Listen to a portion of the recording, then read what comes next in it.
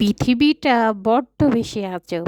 যদি আপনার সাথে কারো মিল না থাকে, সে আপনাকে এক ফোঁটা সহ্য করতে পারবে না।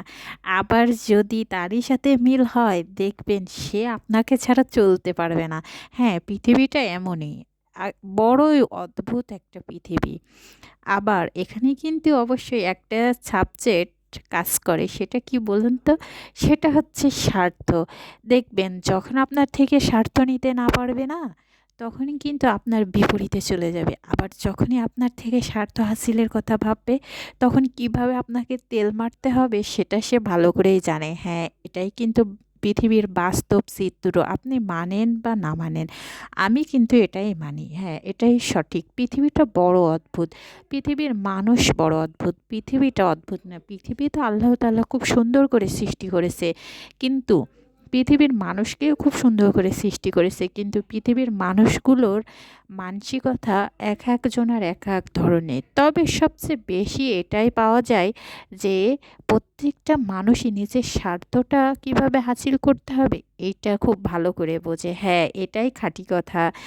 তো যাই হোক, হ্যালো এভরিওয়ান, আসসালামু আলাইকুম। সবাই কেমন আছেন? আলহামদুলিল্লাহ, আমি তো বেশ ভালো আছি। তো প্রতিদিনের মতন আজকেও বাইরে বের হয়েছিলাম। আর আমি তো বাইরে বের হই প্রতিদিন সবজি কেনার জন্য। তো আপনাদের সাথে সেটাই শেয়ার করব। দেখুন, আমি কিন্তু সবজি দেখতেছি এখানে কত সুন্দর সুন্দর সবজি যে বাজারে এখন শীতের সময় উঠছে, সেটা আর কি বলবো। তো দেখুন, এখানে শীতের কত সুন্দর সুন্দর সবজি আছে। আর পুঁই মুসরি অনেকেই চেনেন। পুঁই মুসরিটা কিন্তু বেশ ভালোই লাগে খেতে, আর এটা কিন্তু শীতের সময়ই বেশি দেখা যায়। তো যাই হোক, ওখান থেকে তো আমি নিলাম সবজি, নিয়ে আমি আবার বাসায় ব্যাক করব। তো বাসায় ব্যাক করার পথে আপনাদের সাথে সেটাও শেয়ার করে দিচ্ছি। দেখুন কত সুন্দর পরিবেশ। আর আজকে কিন্তু রোদটা ভালো উঠেছে, কারণ বেশ কিছুদিন রোদ উঠে নাই। তো আজকে ঝলমলে রোদ উঠেছে, তো খুব ভালো লাগছিল।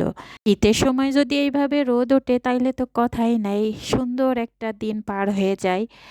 তো সেটা নতুন করে বলার কিছু নেই, কারণ আমরা সব সময় আরাম প্রিয়সী একটা মানুষ। তো যদি শীতের সময় কুয়াশা থাকে, তাহলে আমাদের সবারই মনটা একটু কেমন জানি মানে আবহাওয়ার মতন অফ হয়ে যায়, ঠিক না? হ্যাঁ, এটাই ঠিক।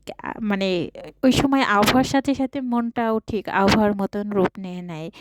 হ্যাঁ, এটাই বাস্তব। আর যদি রোদ ঝলমলে ওঠে, তাহলে আবহাওয়ার মতন মনটাও ঝলমলে হয়ে যায়। হ্যাঁ, সত্যি তাই। তো যাই হোক, আমি ওখান থেকে সবজি কিনে বাসায় ব্যাক করেছি। আর এটা কিন্তু বিকালের সময়। তো বিকালের সময় ভাবলাম কি খাবো, কিছু তো একটা খেতে হবে। তো তার জন্য দেখুন, ঘরে একটা বেদেনা ছিল, তো আমি সেটাই কেটে নিচ্ছি। আর বেদেনা কিন্তু আমি একেবারে যে বাজারে বিক্রি হয়, তো তারা দোকানে যেভাবে কেটে সাজিয়ে রাখতে পারে, আমি কিন্তু বেদেনাটা ওইভাবেই কাটতে পারি। এখন কে কীভাবে কাটতে পারেন আমি কিন্তু জানি না, আমি কিন্তু ওইভাবে পারি। আবার পারি বলে আমি কিন্তু আবার একটু করছি না, আমি পারি তাই বললাম আপনাদের সাথে। হ্যাঁ, আমি দেখুন ওইভাবে কাটতে পেরেছি কিনা অবশ্যই কমেন্টে জানাবেন। আমি কিন্তু ওইভাবে কাটতে পারি, আমি জানি এটা। তো যাই হোক, বেদেনাটা অনেক মিষ্টি ছিল। আর বেদে না খাইলে তো একটু উপকার আছেই, সেটা তো আমরা সবাই জানি। আর আর ফল তো আমরা খাইতে সবাই পছন্দ করি, এটা তো নতুন করে বলার কিছু নাই। তো দেখুন আমার বেদনাটা কেমন কাটা হয়েছে অবশ্যই কমেন্টে জানাবেন। আর আমার ভিডিও আপনাদের কেমন লাগে, যদি ভালো লাগে অবশ্যই লাইক শেয়ার কমেন্ট করে আমার পাশে থাকবেন। তাহলে আপনাদের সাথে সুন্দর সুন্দর ভিডিও শেয়ার করতে আমার মন চাইবে। ওকে, আল্লাহ হাফেজ।